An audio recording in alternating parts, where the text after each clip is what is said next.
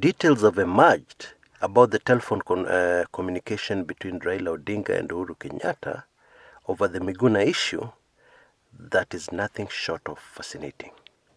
Now, this information comes from two separate insider sources. Okay? The first time Raila reached out to Uhuru, he had not yet arrived at, or he had no intention at that time of even coming to the airport. And this was in the afternoon, shortly after Miguna had touched down, and it became clear that a crisis of some sort was developing because he did not get through immigration. According to the source, the gist of the president's response was that he would look into it. The second call, according to another source, was made by His Excellency Raila Odinga when he was already at the airport. One can speculate that he wanted to assess the situation firsthand before making that second call. Now, when he made the second call, the president was unreachable. Could not be reached. It is not clear whether this phone had been switched off or it was what in Kenya we call mteja. Mteja means the phone has been switched off. So you get a message that the subscriber cannot be reached. Mteja wa namba unayopiga hapatikani kwa sasa. Something like that. Or perhaps they meant the phone was not being picked up. It's not very clear exactly what they meant by saying the president was unreachable. However, according to the source, His Excellency Raila finally got through to Uhuru. And he did this through an aide. He called an aide's number, and the phone was passed on to the president. Again, the gist of the response of the president was that he was going to look into it. Now, this source had a bad feeling about that second call, because he says moments after Raila hung up,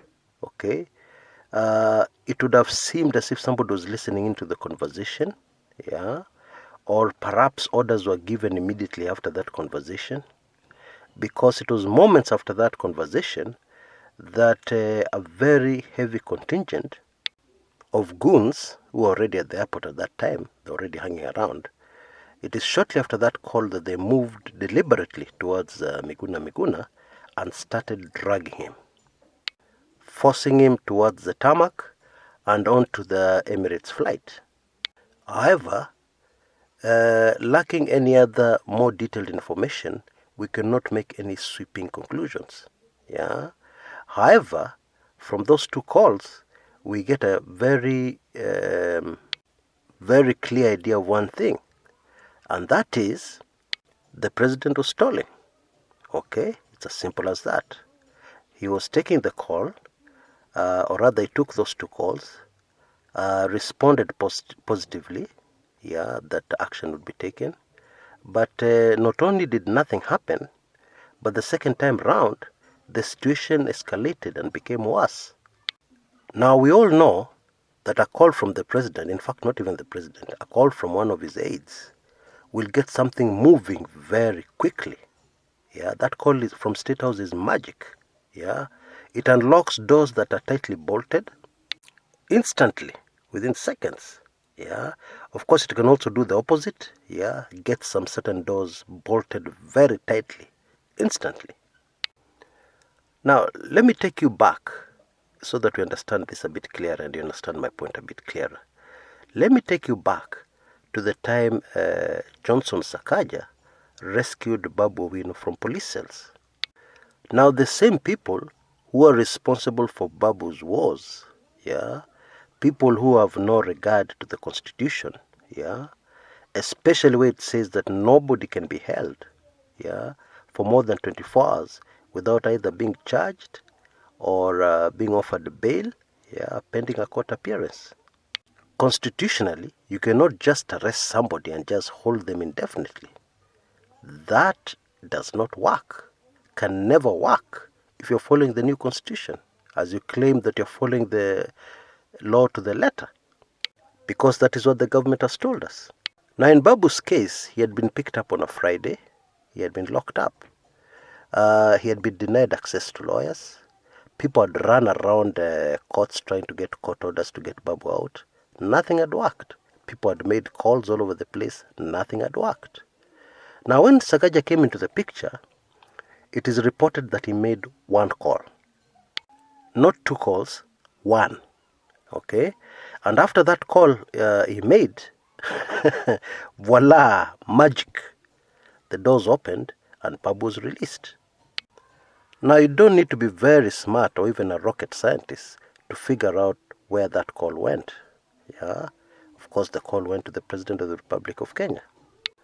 And a call from the President himself, but actually much more likely from one of his aides, opened the cell, prison cell, yeah, and Babu was out. Now in the case of His Excellency Raila Odinga, we know that he made a call very early, yeah, sometime in the afternoon, shortly after the Miguna crisis had started unfolding. If the President was sincere in his response, then the magic doors should have opened then. Yeah, not even late in the night when the second call was made, where the President had to be reached through an aide because he was not reachable on his own phone. Now I realize that some of us must be very confused, especially people who are not members of Club 1999, because the immediate question is, let's go to Babu's example. The immediate question is, if Babu's problems were from State House, how could a telephone call to State House free him when his problems are coming from the same place? Now we have a very powerful faction within State House, yeah, that gives orders, makes decisions, is very, very influential on the President and the moves he makes. And this happens all over the world. Yeah, a powerful leader will always have very powerful aides who will be able to make decisions on their own, yeah, and do things on their own, and sometimes even without informing the President. We also have cases where the aides who are so powerful that they're the ones who call all the shots, yeah, and the President just follows through with whatever they decide. If you read history, and indeed if you read politics enough right across the world, you'll come across very many cases like this one. And of course, members of Club 1999 will know the identity of these individuals, yeah, and the reason why they are so powerful, the reason why they hold so much sway with the President. And so the next question is, if what I have said is true, why didn't the same magic work with Miguna? There can only be one answer to that question. And indeed, I've gotten a positive confirmation from insiders, yeah, that is exactly what the situation is. And it is this. Miguna is considered a threat to the security of the state. And that would explain why the executive has ignored so many court orders that had anything to do with freeing Miguna. Now the intelligence boys must have their own reasons for classifying Miguna a threat to the security of the state and indeed a threat to the presidency. But I will not go into that, yeah, because obviously one thing you need to know is that these people have a lot of information me and you don't have. But there is something even sadder, yeah. These people are operating as if the 2010 Constitution does not exist. Because even if indeed it is true that Miguna is a threat to the state, personally, if you asked me, I don't think so. Yeah, and in any case, under the new Constitution, there are ways of handling this. Yeah, and the way it is being handled is not the case. Is not the way it should be handled. You cannot ignore court orders. You can never. Because once you do that in a state, what are you asking for? You're asking for anarchy. Yeah, and chances are very high that that is exactly what you'll get. Yeah, that's really what it is. Anyway, ideally what should have happened when the new constitution was passed in 2010, the state machinery should have adjusted accordingly. Now we have plenty of evidence that they did not. They continued operating as usual. They continued operating as they operated before the new constitution was passed. And this is where you get into situations whereby legislators are rigged in. The rigging extends from the presidency into elected members. Why? Because the president not having a majority in both houses is a threat to the security of the state. It's as simple as that. This is how these people think. Now, there's a very wise saying that says, you cannot teach an old dog new tricks. You can't. Not in 100 years, not in 1,000 years. When people have been doing something for so long, yeah, getting them to change, that is a very tall order. And besides, their minds are closed, and their minds are tightly inside a box. They cannot think outside the box. Because the truth of the matter is that we have other democratic countries all over the world, and they have similar threats to the security of their states.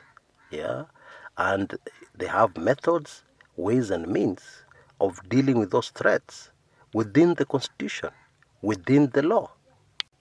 Anyway, the current crisis, the root cause, the root reason why the country has been so embarrassed recently at the airport, yeah, the whole issue, if you look at it very deeply, this is where the problem is. Simply put in one short sentence, state machinery that has never adjusted to the new constitution. Until next time, this is Chris Kumekucha.